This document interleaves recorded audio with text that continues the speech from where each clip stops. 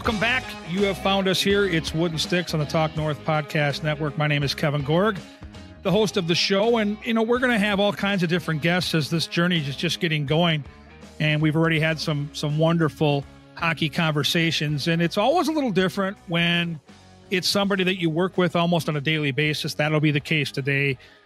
Wes Walz will be our guest. And for Wild fans, it doesn't get any better, right? I mean, this is a guy that's now been broadcasting for about a decade with us at Bally Sports North, a longtime player in the organization, still a part of the team that made the deepest run in the playoffs. And I guess for all of us that are of a certain age, and I'm now in my, we'll call it mid to late 50s, that grew up loving the North Stars. I was obsessed with hockey as a kid, and I grew up in Burnsville, so probably, a 10-minute drive to the old Met Center in Bloomington.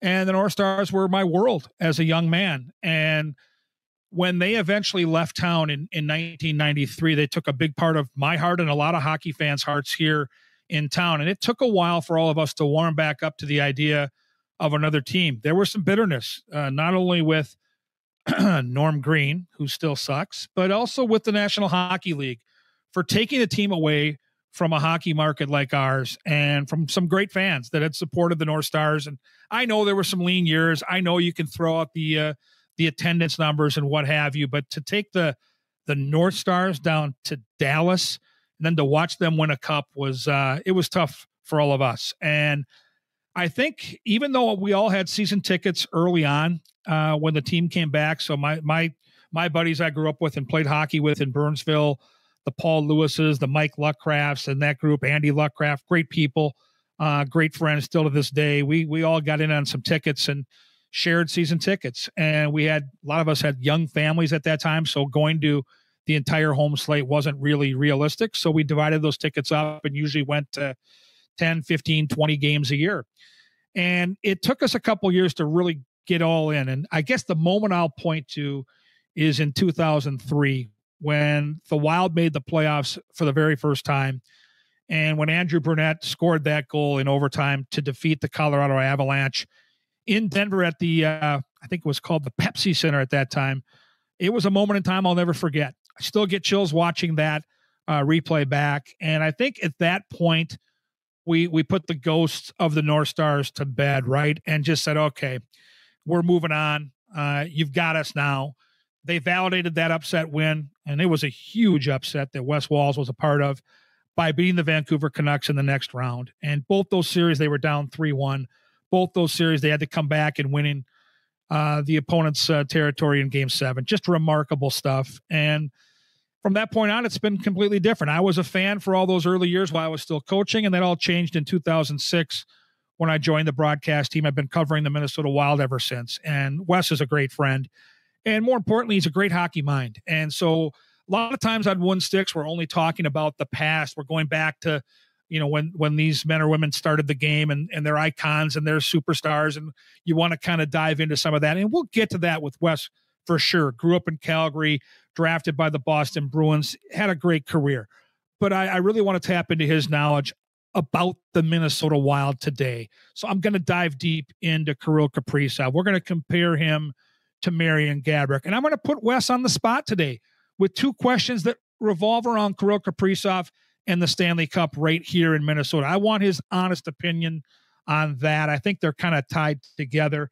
And then we'll walk back to those Jacques Lemaire days and walk back to that unbelievable series in 2003. It's going to be an unbelievable hockey conversation. I can't wait to hear the passion that Wes Walz has. You see it on our broadcast. You know this guy knows the game. He was such a fierce competitor, and the heart and soul of those Wild teams that really captured our hearts and our imagination back in the early 2000s. So that's going to be terrific. And I'm excited to announce that we've got some terrific new sponsors here on Wooden Sticks, and we'll start with this one. When people think of the Freemasons, they often think of secret handshakes and unusual hats, and of course, the pancake breakfast. Minnesota Masonic Charities would prefer that you think about the work that they do right here, guys, in our community. Places like the Masonic Cancer Center at the University of Minnesota, or the Masonic Children's Hospital, and the Masonic Home in Bloomington. They are just a few examples of the important work that the Freemasons support here in Minnesota. As part of the largest fraternal organization in the world, Masons have consistently answered the call when it comes to charitable needs. I am so happy that Minnesota Masonic Charities has chosen our podcast as a place to help spread the word. We look forward to learning more about their many programs right here on Wooden Sticks in the weeks to come. Don't forget about Beta Bay. It's that time, right? Spring has sprung. We saw 80s here last weekend, 80s in Minnesota. The boat club, Beta Bay. Beta Bay Boat Club offers a limited number of season-long memberships in our private club and half-day or full-day pontoon boat rentals on Lake Minnetonka. Members have the opportunity to play on luxurious pontoon boats as well as a variety of well-appointed deck boats, speed boats, and offshore boats. Our daily pontoon boats are deluxe, custom-built boats with many amenities and comfortable seating for up to 14 people. Beta Bay Boat Club, Country Club Boating, 24 years in business and voted Minnesota's best 3 years in a row. Please visit us at betabayboatclub.com for more information. We look forward to welcoming you this summer. Thank you to both those great sponsors. And if you want to be a part of the show, we'd love to have you join us. Karen Cleary has the hookup, KCLEARY at talknorth.com. Karen Cleary, the one for all of your answers. We'll pump it up right here on Wooden Sticks. And when we come back, a hockey conversation with the great Wes Walz.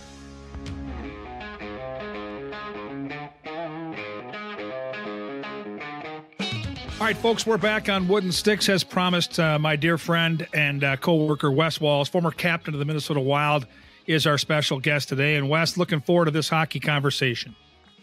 Yeah, so am I. It's been, I know we're going to touch a little bit on the 03 run that happened, 21 years ago, 22 years ago. It feels like it's yesterday. And, anytime I get a chance to sit down with you and, we're on the road quite a bit together, there's a lot of hot stoving going on, a lot of hockey talk. So it's going to be fun.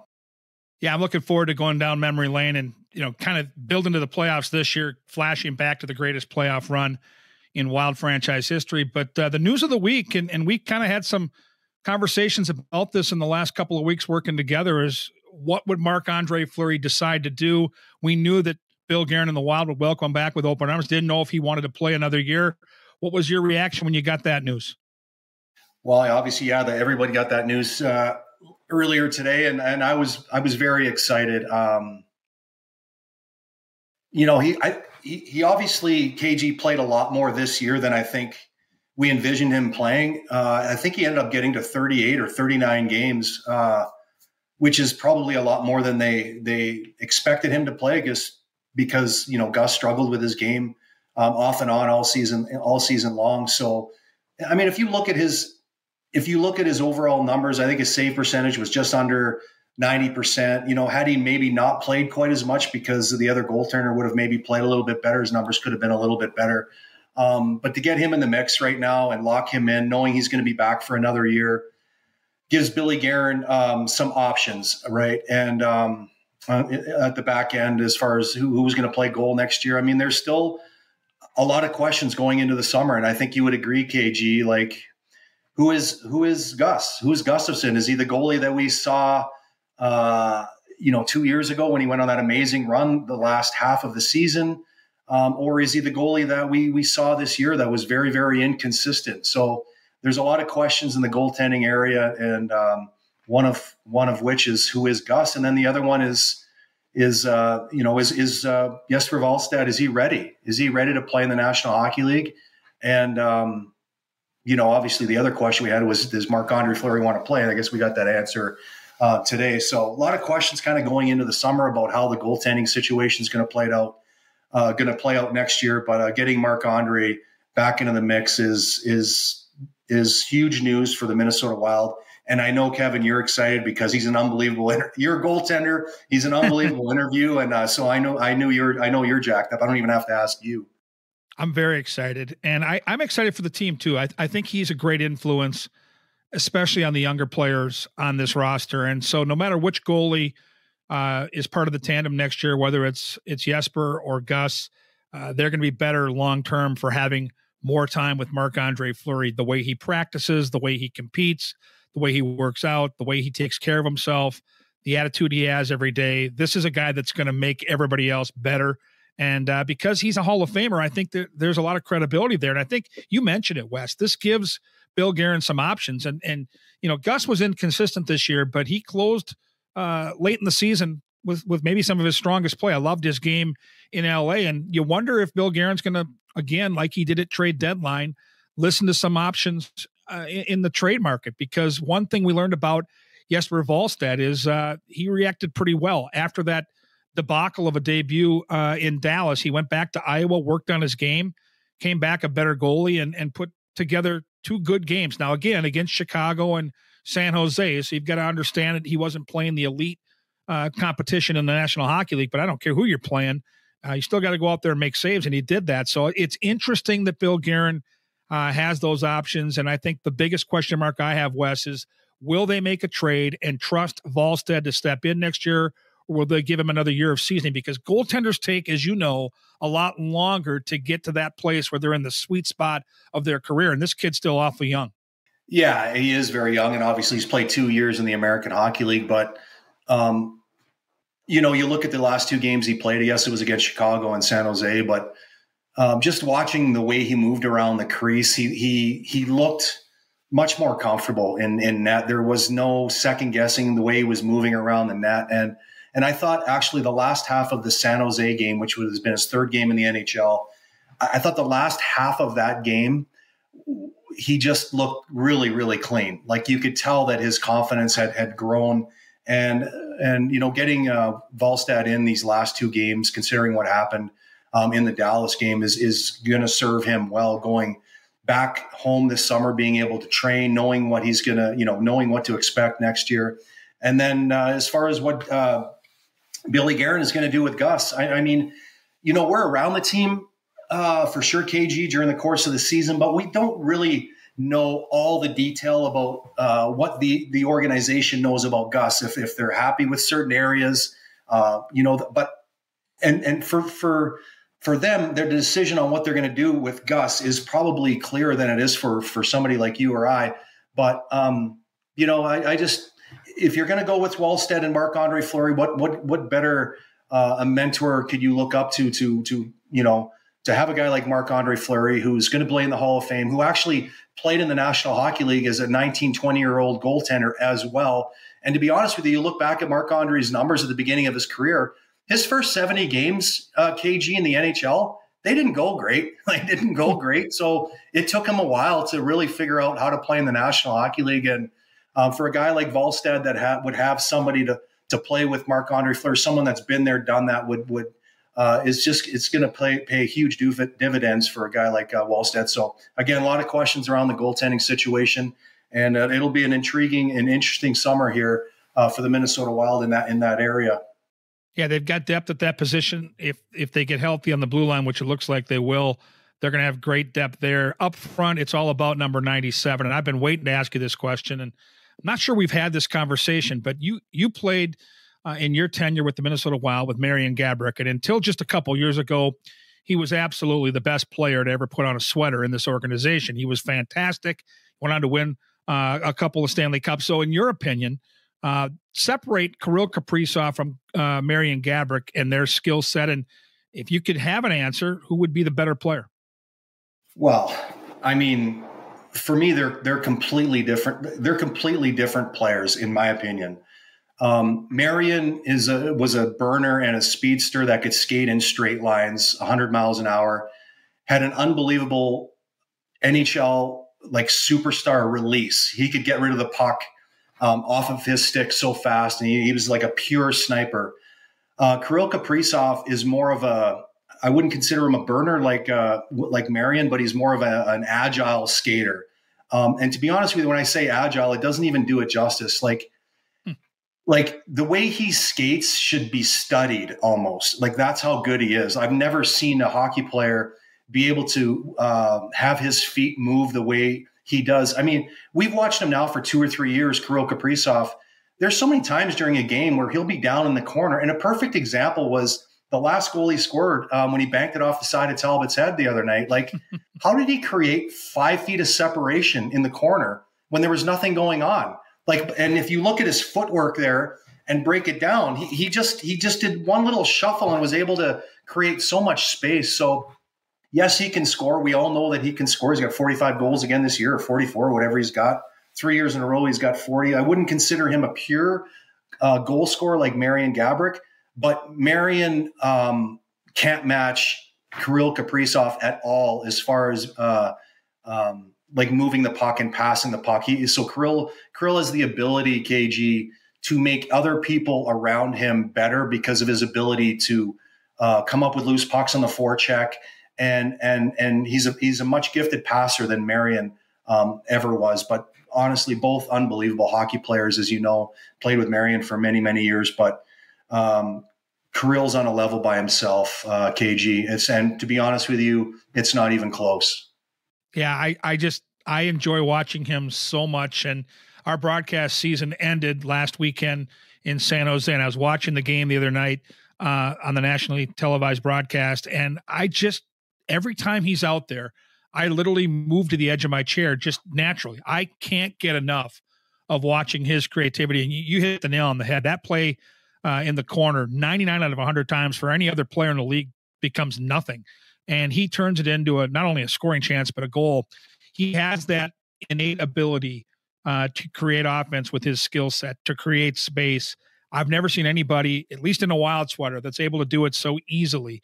And every time he's on the ice, it just feels like the Wild are going to get a great chance to score. And that's pretty impressive because right now, the way this team is set up with the injuries they've had, Wes, every team knows that that's the only line that can probably do damage. So they're doing everything they can, the matchups, to stop him. Like they're putting their very best out there and they can't stop him. To me, it's incredible.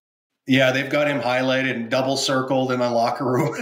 This is the guy that we have to stop. And I mean, let's be honest, these last 15 games or so, I mean, we know what he's done in the second half of the season, which is, I think his point differential was right at the top of the league from the beginning of the season, first half of the season to the second half. But like the way he played the last 15, 20 games, I mean, it was just, we couldn't even do it justice talking about it. It was just remarkable to watch every time he was on the ice. It didn't matter if you were on the road or away. And the other team got last change. If he had to play against the other team's best defensive players, they couldn't stop him. They couldn't stop that line of Boldy, Eck, and even Zuccarello played a little bit down the stretch with Kirill. But most of the damage was done by Kirill. And I don't know if they taught math over there in Russia, but Kirill Kaprizov had played like he had no idea that we were mathematically eliminated from the playoffs the last 6 games, and the way he was flying around the ice. But just the fact that we get a chance to watch him play every night in a Wild uniform, KG, is just like it's really, really special. And he obviously, we know what Nathan McKinnon can do, and we know what Connor McDavid can do, and guys like Kucherov. He's right up where they're up there with those guys, KG. And the other thing that doesn't get talked about with Kirill, Kevin, is we've been playing 14, $15 million under the cap hit. Think about Kirill after we get out of this cap situation we're in for one more year, and he gets another $6-7 million defenseman that can just skate the puck out of the zone. And so we don't have to spend as much time in our own zone, or maybe we go pick up another $5-6 million forward that can play with him. You know what I'm saying? Like, yeah, I don't know if we've even seen the best of what Kirill Kaprizov can bring, because we've played the last 3 years under his tenure here, 3-4 years, with just a terrible cap situation, trying to get out from under the Suter and Parise's deal. So I don't even know if we've scratched the surface yet on what Kirill Kaprizov could be here, even in a couple of years. Yeah, and there's been stretches where another line has created a situation where teams have to defend. It hasn't happened consistently, to your point. Mm-hmm. If you bring in another player and you develop another kid like a Liam Ogren, and in another year or two, you have 2 good scoring lines, and maybe the matchups are just a little bit different. I'm with you. I don't think we've seen anything close to the ceiling. My question to you is, have you ever played with or been around an NHL player that enjoys hockey more than Kirill Kaprizov? We are privileged enough to be with this team at the hotel, at the practice rink, on the road, up close, watching these games live.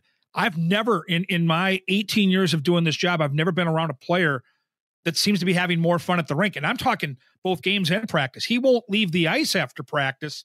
And I just don't know if you've been around a guy in your career that's ever enjoyed hockey like Kirill does. Well, let's see what happens when he has a couple kids. He might leave a little earlier. He doesn't have any kids yet, KG. That's a good point. That's a really good point. Nothing to go home to yet, but I was probably not that far off earlier in my career too. But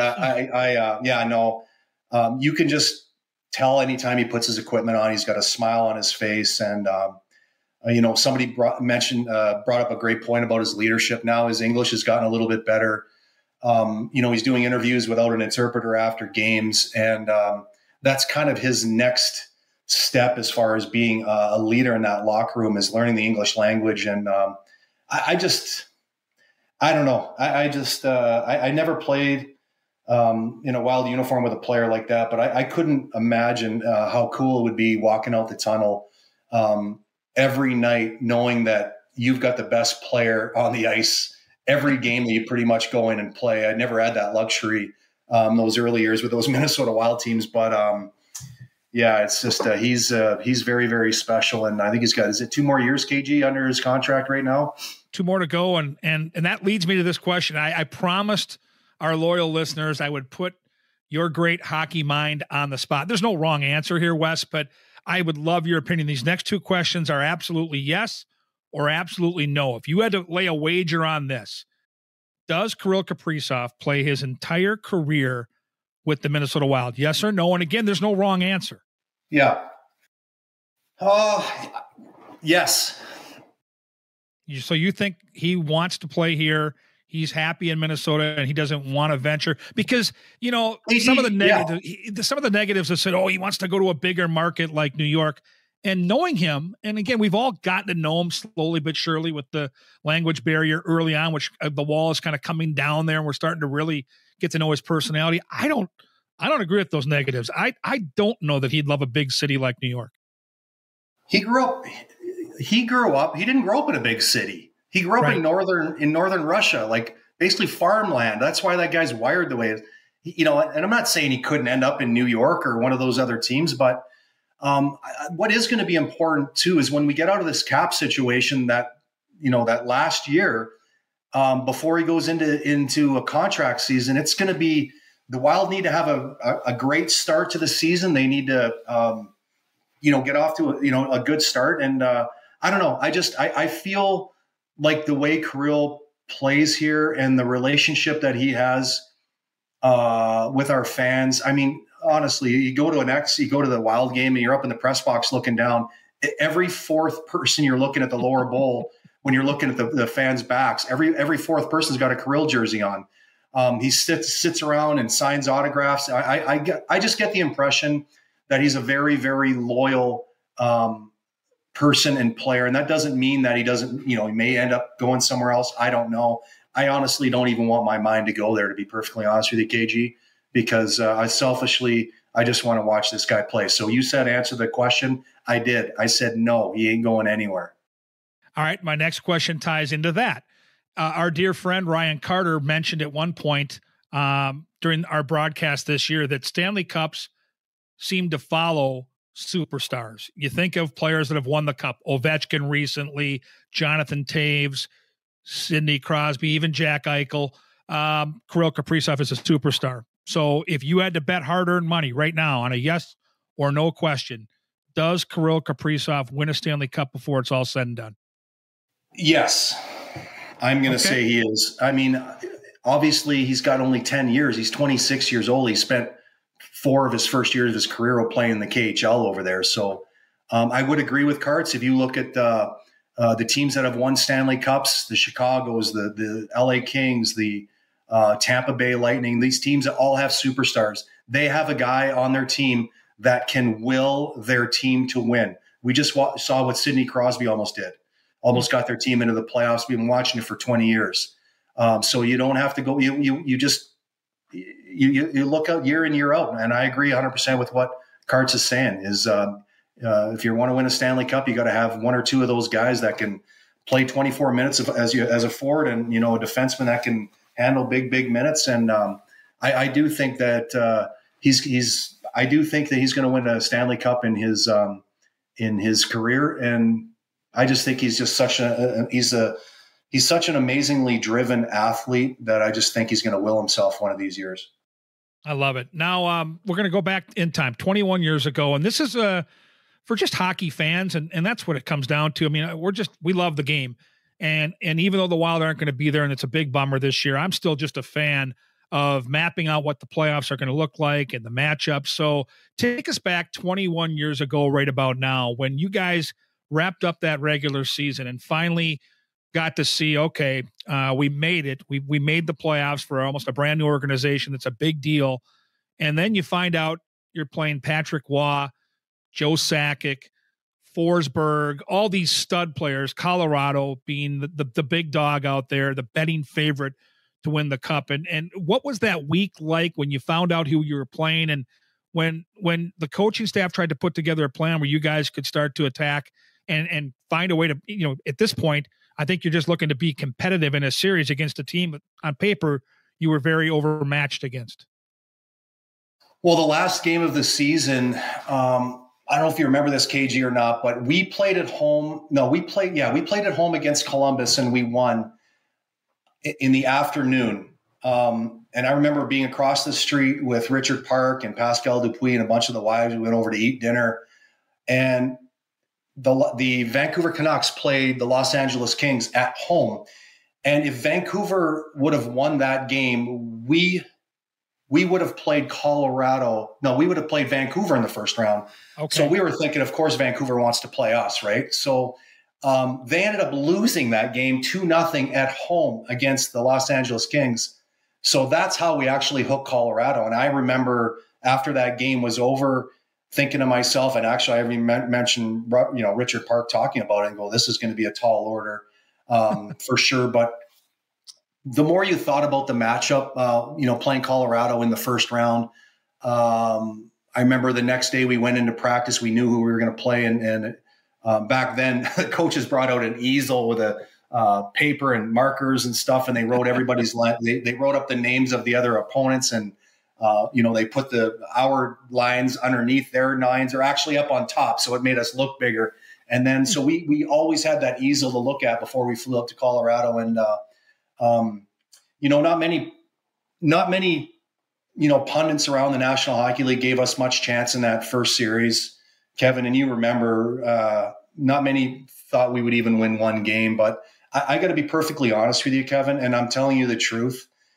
We had one of the best defensive teams in the National Hockey League, and we were so confident that we could not only win one or two games against Colorado, we did believe that we could beat them. We were a very, very fast team. We were as fast as they were, and we felt going into the series that we had the better two goalies. And I was doing some homework here earlier today, and I didn't realize this, but Dwayne Rollison had a 927 and Manny Fernandez a 924 during that season. They both split the games half and half, so they were fresh. And yes, they had Patrick Waugh at the other end of the ice, was kind of near the end of his career.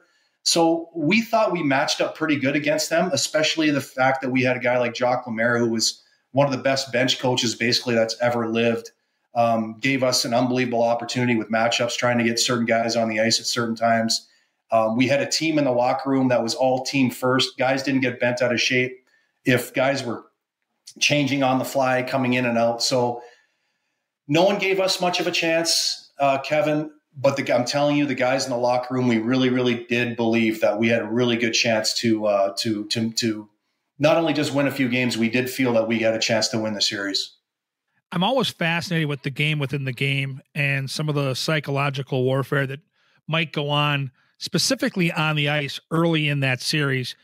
Were the Colorado guys, at the faceoff dots, or maybe during warmups, or in any of your conversations in some of the scrums that happen in playoff hockey, was there any commentary early in that series basically demeaning you guys and basically saying, you're wasting your time, this is going to be a short series? Was there any of that took place that maybe kind of fueled the fire? I would say no. Their leader was Joe Sakic, right? He was a very soft-spoken guy. So he kind of led the troops. They were a they were all business, the Colorado Avalanche. But I do remember standing on the blue line for the national anthem. And, I'd mentioned, we had the easel in the locker room and look at all the lines. Oh, and you can walk by that and go, yeah, we can match up pretty good against this team. But I'll never forget KG standing on the blue line. I was in the starting lineup, and we're facing the national anthem, and I could see all the backs of their jerseys, and Patrick Waugh, Adam Foote, Rob Blake, Sakic and Forsberg. I believe that they were both on the ice. They eventually, as the series went on, they split them up, but I think they started game one together.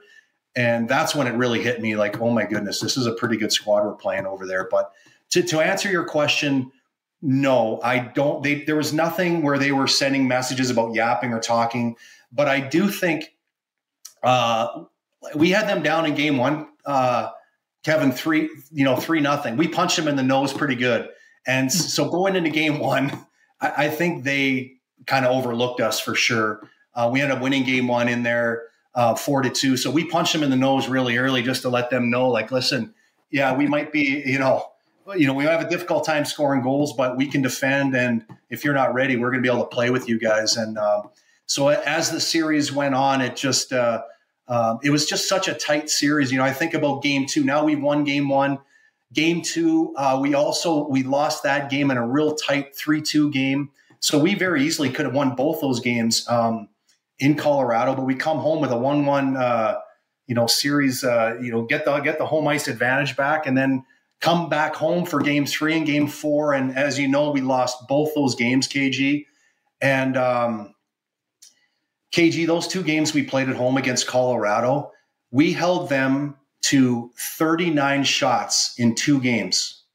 39 shots in 2 games. We lost both of those games. That's how good we played. That is how good we played, and could have very easily been up.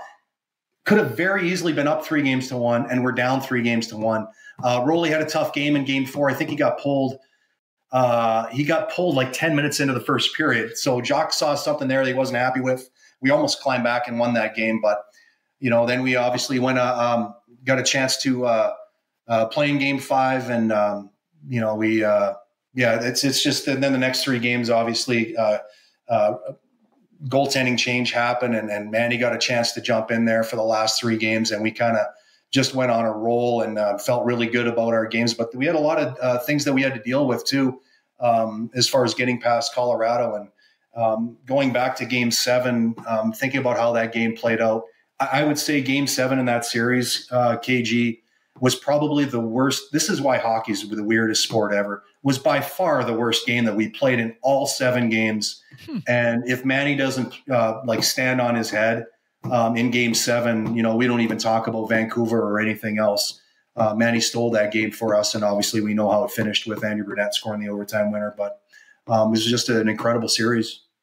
Yeah, and that winning goal, I got to tell you, as a hockey junkie and a Wild fan at my heart of hearts, I go back, I don't know, for sure when the playoffs start, I'll do that this week into the weekend. I'll go back and watch the play unfold live on the broadcast on YouTube, and I've gone back well over 100 times to watch that goal. My question to you is your vantage point on that goal, and to me, when I watch it, it almost slows down to the point where you feel like it's in slow motion because the Avalanche were kind of caught flat-footed, and the way Brunette makes that play. So take us back to live game action, where you were, and then the feeling that I get chills just watching the TV broadcast, being a fan. I can't imagine what it's like for you guys as players. So take us back to your vantage point, and then when the puck goes in and you realize that you just beat the Avalanche, what the next couple of minutes were like. Well, we were down, I don't know if you remember, but we were down 2-1 with about 7 minutes left in that game. And for me, one of the biggest goals of that series was the goal that tied it up at 2-2. I believe it was Marion scored on a power play goal with maybe 5 or 6 minutes left after Rob Blake had taken a terrible charging penalty and gave us an opportunity to score on the power play. So we had some serious momentum going into overtime in game 7. And we scored 3 minutes into overtime, KG. And if you go back and watch the overtime, and I haven't watched it as closely as you have, you said you've watched it 100 times. Many I times. haven't watched it closely, but if there's 3 minutes of time before Bruno scored his goal, I'll bet you we never spent more than 20 seconds in the offensive zone in those 3 minutes. So we were in our own zone a lot. I remember the first shift of overtime I started and I was on the ice and we didn't get out of our own zone. They had the puck the whole time. And now that doesn't mean that we were in trouble, KG, because we spent a lot of time in our own zone, but we were so comfortable there. There was never, ever any panic when we were in our own zone, just because we were so comfortable being uncomfortable. Like this was how we're going to win. We're going to play in our own zone. You're going to stay on the outside. We're not chasing you anywhere. And that was kind of a microcosm of what our team was about. The other team would get frustrated and then take stupid penalties and then maybe cheat offensively. And all of a sudden, boom, we'd get a 2-on-2 or a 3-on-2 the other way. And we had enough guys that could score, that could make you pay. But yeah, it does when you go back. And I was on the bench watching that play unfold.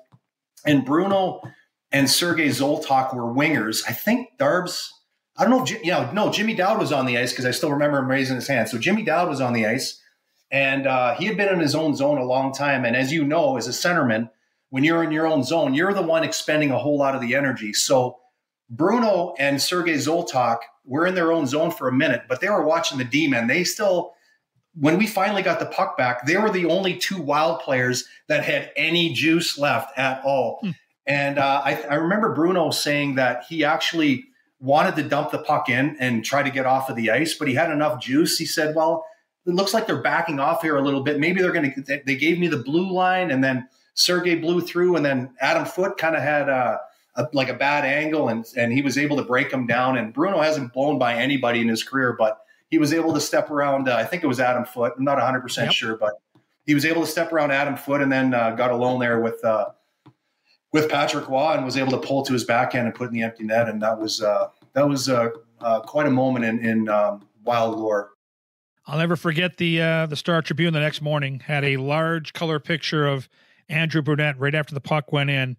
And in big, bold black letters above that picture was just one word, and it was believe. And I remember talking to my assistant coaches. I was coaching the women's team at St. Thomas at that time, and we got that cover of the paper onto a placard and got it laminated and put one in each locker for our players before the playoffs because we were kind of the underdog that year against Gustavus, who had won the regular season title. And it paid off because it motivated our team. And it's funny, the ripple effect of that win. You came back from 3-1 down in that series. You did the exact same thing against Vancouver in round 2. What I can't get over, we've had this conversation before, is, I just looked at the Timberwolves schedule now as they're going to open up the playoffs this weekend against the Phoenix Suns. And they have like 3 and 4 days in between these games. And at some point, there's like 5 days in between games. And what I remember most about those two series is, correct me if I'm wrong, but Game 6 and Game 7 in both series were back-to-back. And in the Vancouver series, you're flying from Minnesota to Vancouver to play, both teams are, to play Game 7 the next day. Wes, I still can't believe that. It's crazy. I know. And actually, we were the Minnesota Wild, right? We were the old expansion team. So I think we got a lot of the crappy draws as far as the television, because less people were probably watching the Wild, right? They were watching all the big heavy hitters all the time. So I think that maybe played a little bit of a role. Basketball is a whole different animal. It almost feels like they want to play on weekends.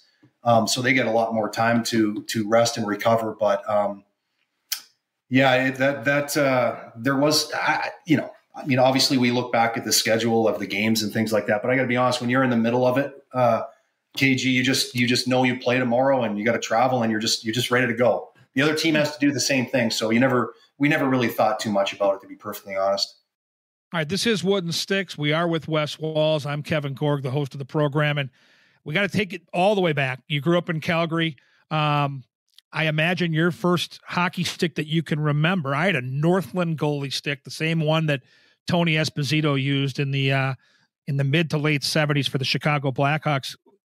How far back does your memory go with the first hockey stick that you ever called your own? Oh, that's a great question. There's a pretty good story behind that one too. I think I was obviously we used to skate we skated a lot on the outdoor ice growing up, and there was a place called the Shack that we used to go skate all the time. And we used to have our practices. I would have been probably 10, maybe 9, 10 or 11 years old. And I remember being on the ice for actual practice one afternoon or whatever, maybe it was on a weekend. And I had this wooden stick. It was a straight blade.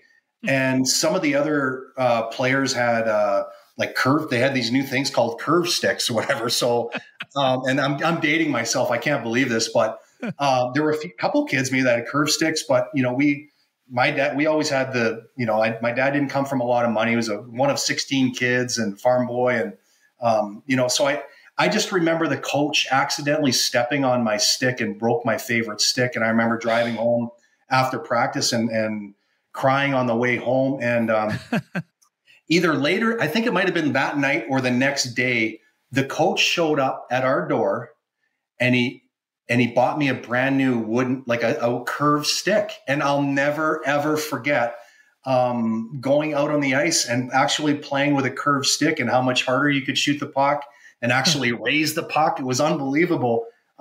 So I can't remember what kind of a stick. I think it was probably one of those old, like Titans. Do you remember the old Titans? I do. They were awesome. Yeah. And you know what? Those sticks there, you never broke them. You just kind of wore them out, The blade would get worn down. Stick, yeah.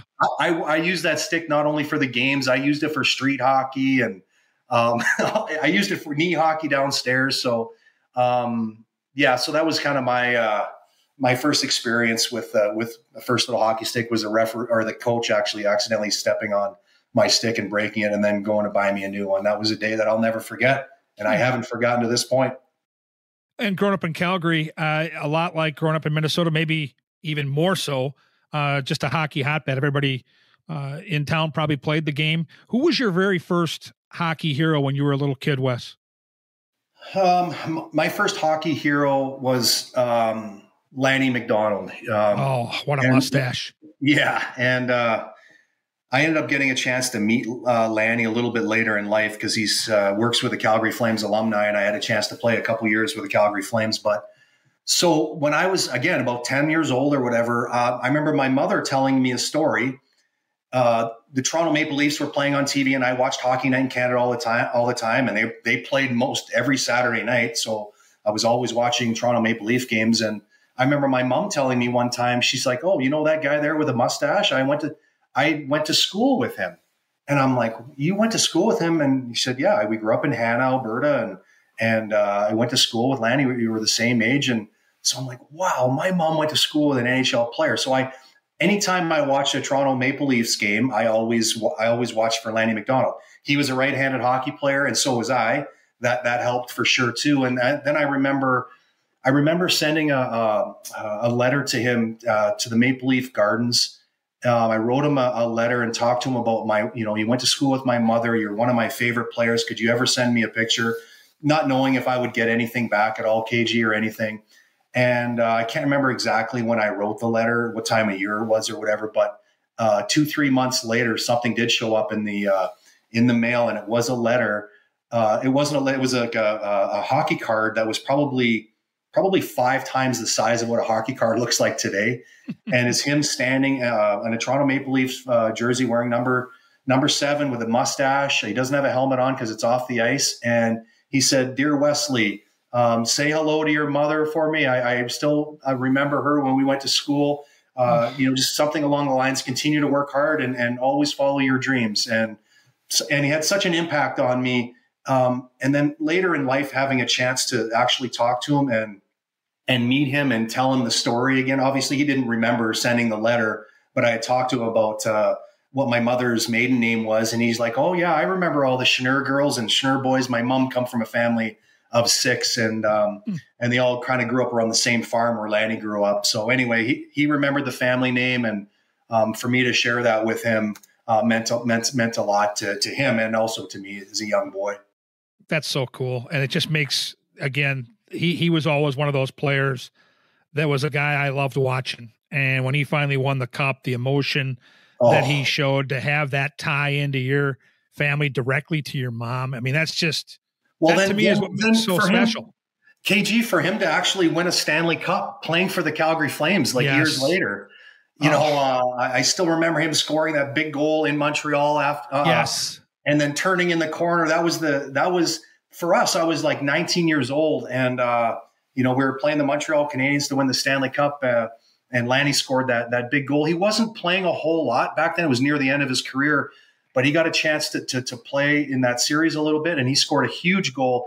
That guy had scored 66 goals in a season once. That guy knew what to do around the net. So to have Lanny have a chance to win a Stanley Cup as a leader for the Calgary Flames in 1989 with, guys like Nieuwendyk and Roberts and Fleury and Vernon and Jim Poplinski and all those names. And the fact that I grew up in Calgary, it was the first and only time the Calgary Flames won a Stanley Cup. And watching Lanny raise the cup was very special just because of my own little connection with Lanny and our family. And he had asked you to follow your dreams, and around that same time frame, some of those dreams kind of come to fruition. In 1989, you're drafted 57th overall by the Boston Bruins, an original six team. And I just can't even imagine for you and your family what that moment was like, Wes, when you got the news that not only were you going to be drafted, but by an organization like the Boston Bruins. That had to be monumental for everybody in your family. Well, it was amazing. And actually, back then when I got drafted, Kevin, in near the end of the third round, I don't know, I can't remember all the rules back then, but that year I could only be drafted in the first three rounds. Like I couldn't get drafted in the fourth round because of my age. I don't know how it all worked, but sure. Yeah. And actually the draft was actually at the Met Center. So my career actually went completely full. Yeah.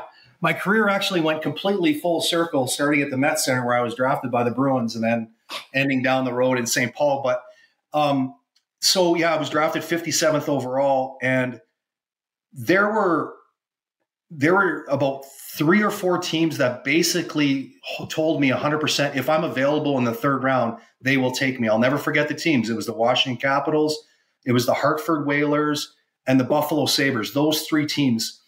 And they all had picks near, like, probably the last 10 picks of the third round. Their picks came and gone, and they did not draft me. And I remember looking over at my dad, and I'm like, I think it's over. I don't think I'm going to get drafted. I'm sitting in the building, right? I flew out there because there's a good chance I'm going to get, like, really good chance I'm going to get drafted. So I was so disappointed. And then I never talked, KG. Boston never even talked to me. It was one of the teams that never talked to me. They've got this small rink out there, the Boston Garden, that's about the size of your coffee table that you put your feet up on when you're watching the Wild in the regular season. So they ended up drafting me, and it was an amazing day that day to finally get drafted to the National Hockey League, and obviously I had a chance to play 17 years in the NHL. And it was the first 6 years of my career, KG, was a real tough struggle trying to figure out how to play in the NHL. To be perfectly honest with you, I had no business being in the NHL. I should have played the first 2 years in the American Hockey League. I wasn't ready mentally. I wasn't mature enough to handle the pressure of playing in the National Hockey League. And I think that's a big reason why my career had to go over to Switzerland. Unfortunately, I was able to come back and I was a better player. But, all these young kids that come over and play, like Marco Rossi, and I watch Matt Boldy and all these young kids, and we go through this all the time. Whether these kids should be going back to the American League or whether they should stay in the National Hockey League. Anytime I get asked, and I talk about it, even if I'm on a broadcast, I always default back to my own situation and what I went through. Mm-hmm. Less is more. Like, if you're not ready, and it's a difficult league to try to figure out how to play if you're not ready. And I love the way Billy Guerin goes about his business, because I believe he has the same philosophy. And he's willing to hold guys back and keep them in the American Hockey League and have them, the longer you can keep them down there, the better they're going to be in their careers. I lived it myself, had no business playing for the Boston Bruins when I was 20 years old, and really struggled, was up and down, and wasn't sure whether I could ever play. And so I ended up going over to Switzerland for a few years, and then fortunately the NHL expanded and I was able to get one more crack at it. And then obviously play the last 8 years of my career with the Wild, which I'll forever be grateful. And just watching the way you played the game, the passion you had for it, this will be my last question before we get to the hat trick hot seat. But what is the one thing you miss more than anything else about playing? You retired back in 2008, so we're 16 years now removed. what is the one thing at the top of the list that you missed the most about those playing days? The one thing I miss the most, KG, is I miss celebrating wins in the locker room on the road. On the road. And I loved, obviously our fans are incredible and we had so many huge wins over the years in front of our amazing fans, but there's something about going out on the road. And I've been asked that question before over the years. And I often think about like, why do I answer the question the way I do? And I think that I answer the question the way I do is because those years that I played with the Minnesota Wild, we were an expansion team. No one expected much of us. No one believed in us. Everybody had a story. And when you go out on the road and you have 20,000 fans yelling at you, telling you suck, you can't play. Well, we had all heard that before. We know we suck, we can't play, but we think we can play, and that's all that matters. So a lot of times, KG, I think the reason I answer the question the way I do is just because of the way our team was built, those early expansion team years. And obviously I played, I think 7 or 8 years I played there with the Wild. And I don't know, I just remember having so much fun before the media would come in the locker room for those 15 minutes. They're just so much fun after winning on the road. And the fact that during that 0-3 run, when we won, the last 3 games of both those series, 2 of the 3 in each series were on the road, was just something that will always stay with me. Just winning games on the road, and that 15 minutes you get before the media comes in and just acting like goofballs, and just it was amazing. It's something I'll never forget. It's a great answer. Okay, we're at the final segment of the show. It's time for the hat trick hot seat. And Wes, again, at this point, there are no wrong answers, just top of the head, what comes to mind. If you have a night off as a player, so we're going back to those playing days again, and you get a night off where you can go out there and have a good time, maybe it's a great meal or, whatever entertainment you can find. What was your favorite road NHL city as a player? Vancouver. Vancouver was my favorite city to go out for dinner. Unbelievable restaurants, and nothing's changed at all. So, and back then, KG, as you know, we played in the same division as Vancouver, so we played them so often. So Vancouver was my favorite city to go out and have a nice meal. Awesome answer. I love that city. It's probably second to New York for me, but it's just a beautiful place to have an off night. Next question is, you've got a night off at home. Now you're a grandpa, so you take care of the grandkids during the day. Maybe you're tuckered out and you just want to hunker down on the couch and watch a good movie. Maybe one of your all-time favorite movies. Doesn't have to be your very favorite, but if you're just looking to chill and watch a fun movie, which movie you popping on? Oh boy. We're not huge movie buffs. Like, I know you live and die with movies, but if there was, I will say this, my wife and I, when we did have an off night, especially when I played, and we still do now, we do the dinner and movie thing, but Shawshank Redemption was always one of my favorite movies. And another one that sticks out, and I haven't watched it in probably 30 years, was, and I know you've watched every movie more than once, KG, but you remember the movie called The Jagged Edge? Oh, it's so good. Oh, it was a kind of mystery drama thing. And I remember years and years ago, I just remember the end of the movie thinking I'd figured it out. And I'm like, I had nothing figured out. I was completely wrong. And it threw me for such a loop that, and I can't remember all the details of the movie, but it stuck with me that was one of the most interesting endings to a movie that had me completely turned upside down. So probably Shawshank Redemption, if I go back even a few years before that, would be The Jagged Edge. Yeah, Jagged Edge. Glenn Close is a defense attorney. Yeah, that's right. She's defending a would-be murderer in Jeff Bridges, who's accused of this awful murder.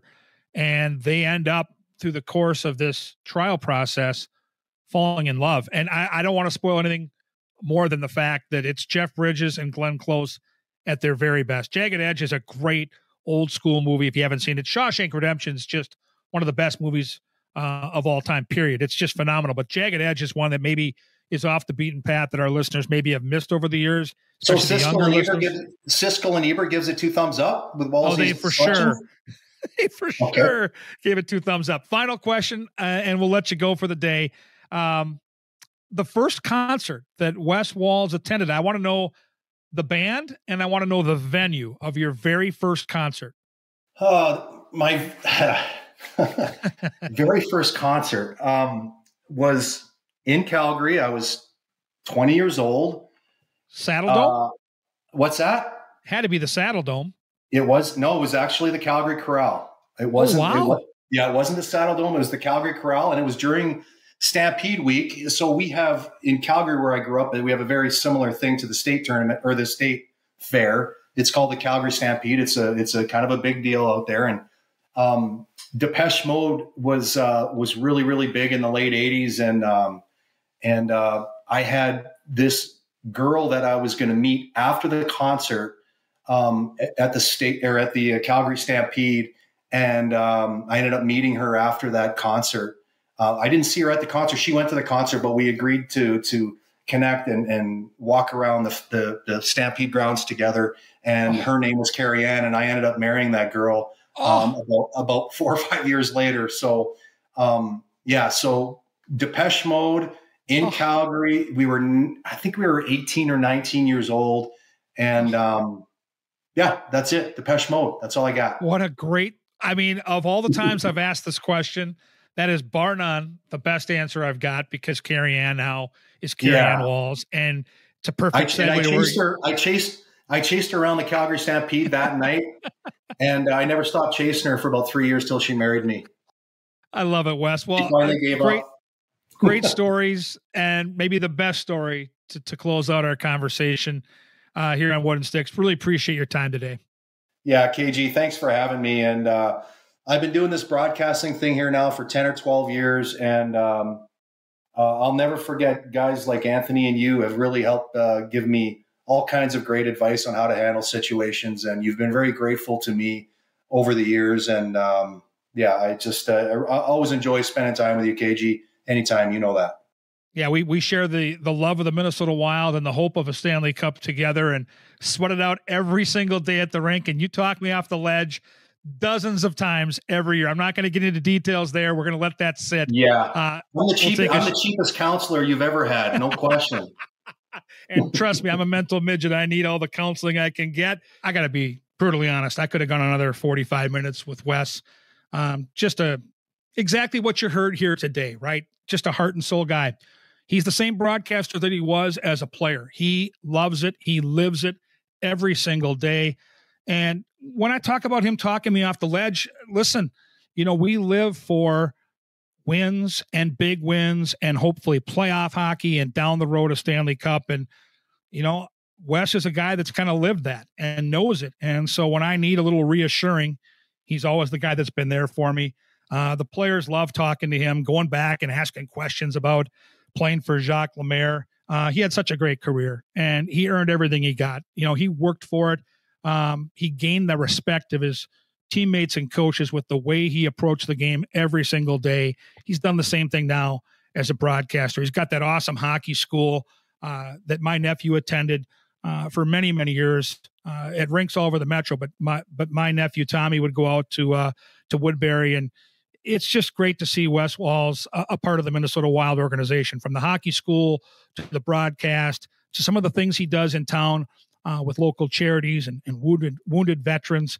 This is a guy that gives back. This is a guy that loves Minnesota now, and of course loves the Minnesota Wild. And that came out today in the show. So I thought it was a perfect time right before the playoffs start. And yes, I get it.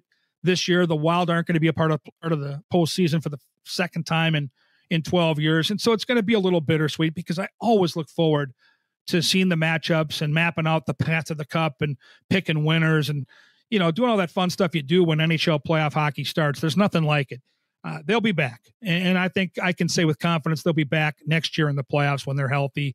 And for the years to follow, when the Suter and Parisi contracts are gone, as Wes alluded to, some great opportunities to build the depth up top with some star power to help take the pressure off a guy like Kirill Kaprizov. But they've got the good young talent now in this organization, from Rossi to Faber to Boldy to Kirill, and now the goaltending situation, which features now a couple of up-and-comers, including Jesper Wallstedt, which we touched on today. So really fun hockey conversation with Wes Walz today, and look forward to many more of those conversations. We're usually about once a week. You can look for those shows to drop at the tail end of each week.